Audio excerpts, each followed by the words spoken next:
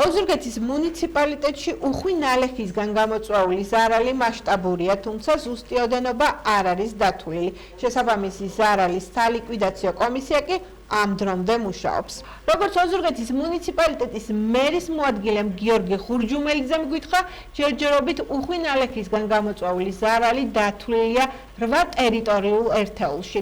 შესაბამისი კომისია კი მუშაობს და სრული სურათი უახლოეს პერიოდში დაიდება.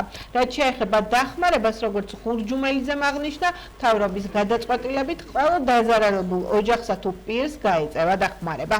თითოეულობის შედეგად საკმაოდ მნიშვნელოვანი სირთულეები გამოიწვია ოზურგეთის მუნიციპალიტეტის მთელს ტერიტორიაზე, ყველა ადმინისტრაციულ ერთეულში შეიქმნა გადაადგილების პრობლემა, მყისიერად შეიკრიბა ადგილობრივი საგანგებო სიტუაციების შტაბი და განხორციელდა სათანადო მიმართვა ცენტრალურ ხელისუფლების მიმართ და მათ მოავლინეს შესაბამისი ძალები მუნიციპალიტეტების მხარდასაჭერად, რაც შეეხება ზარალს. შესაძლებლობისთანავე შეიქმნა შესაბამისი სამუშაო ჯგუფები, ისინი მუშაობენ მუნიციპალიტეტის სხვადასხვა ადმინისტრაციულ ერთეულში, უკვე 8 ადმინისტრაციულ ერთეულზე მეტი შემოვლილია და წინასწარი მონაცემები შეგროვებულია და მუნიციპალიტეტი ცენტრალურ ხელისუფლების მხარდაჭერით უკვე დაიწყებსარეაბილიტაციო და აღდგენით სამუშაოებს, ვფიქრობთ, ალბათ მიმდინარე თვეში.